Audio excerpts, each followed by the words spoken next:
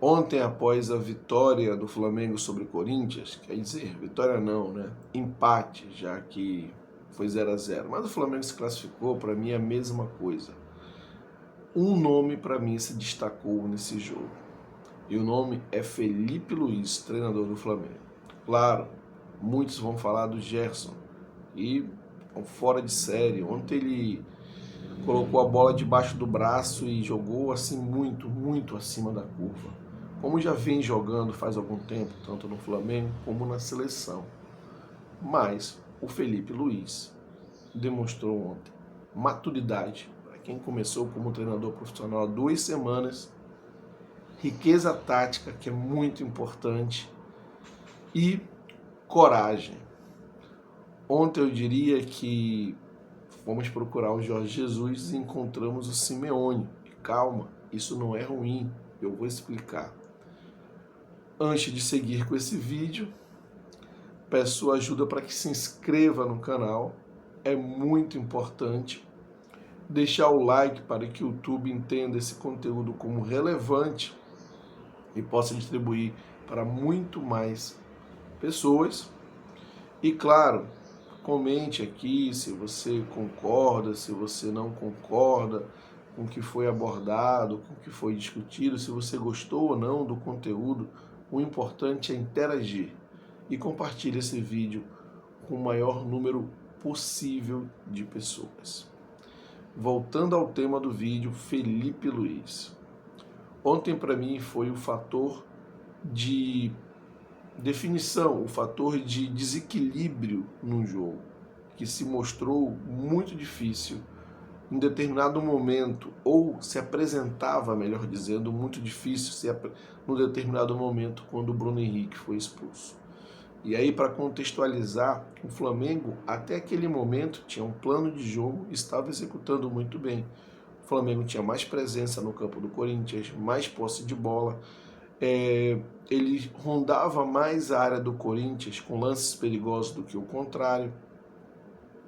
E o Bruno Henrique estava ali muito desenhado para dar aquelas famosas estocadas, como ele havia dado num lance anterior. Ele poderia até dar uma bola para o Arrascaeta, mas tentou finalizar. Enfim, o Flamengo estava com um jogo confortável. E eu diria que, acredito eu, que a gente faria um gol ainda no primeiro tempo. Bom, mas aconteceu o que aconteceu. E o Bruno Henrique foi expulso no lance aí de infelicidade. Ele não quis fazer aquela falta no Mateuzinho, não quis colocar a trava da chuteira na cabeça do Mateuzinho. Aconteceu sem querer também a falta e a expulsão foi correta. Ponto. Nesse momento eu tenho certeza que muitos rubro-negros ficaram apreensivos. No grupo de WhatsApp do qual eu participo, eu vi muita gente dizendo: acabou, agora o Corinthians se classificou. Mas naquele momento, sem hesitar, o Felipe Luiz tomou a decisão de substituir o Gabigol pelo Fabrício Bruno. E aí as reclamações começaram. Como? Técnico retranqueiro, como é que vai tirar o Gabigol, que seria a única válvula de escape, e colocar o Fabrício Bruno? Por que então não colocou um outro atacante no lugar do Gabigol, que pudesse recompor? Enfim, várias considerações feitas e várias reclamações também. Poucos entenderam o que o Felipe Luiz queria fazer. Para ser sincero, nem eu entendi no momento. Inclusive o comentarista da Globo também não entendeu nada, o Caio Ribeiro, que criticou, dizendo que não fazia sentido, que era muito cedo para o Flamengo se defender.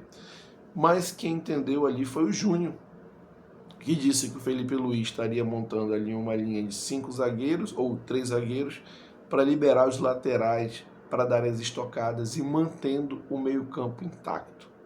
E foi justamente isso que aconteceu. E nesse sentido, nesse momento, ele foi buscar o que ele vivenciou no Atlético de Madrid por quase 10 anos com Simeone.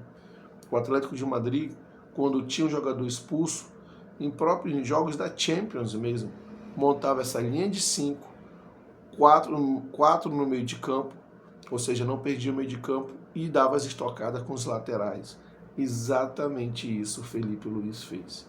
Ou seja, no momento de pressão, de tensão, que precisava tomar uma decisão, ele recorreu a sua experiência com Simeone e não necessariamente com Jorge Jesus.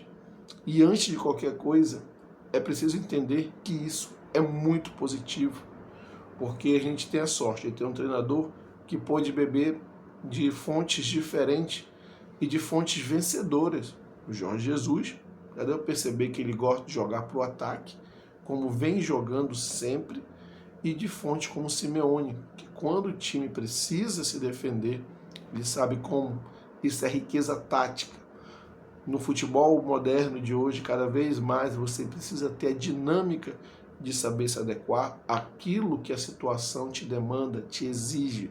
E isso ontem ele mostrou sem hesitar. Mais do que isso, ele já havia preparado o time nesse sentido. Ele já havia preparado o time para atuar com 10, porque é um cenário sempre provável de acontecer, até por um acidente que pode acontecer, como aconteceu ontem. Então não houve hesitação e o time todo estava preparado para lidar com aquela situação. Então ele mostrou maturidade, ele mostrou planejamento e principalmente riqueza tática. E aí vai o ponto mais importante para mim: coragem. Não hesitou, não ficou com medo, sabia o que tinha que fazer, fez e fez com coragem, porque ele sabia que se desse errado, o mundo inteiro ia cair sobre sua cabeça.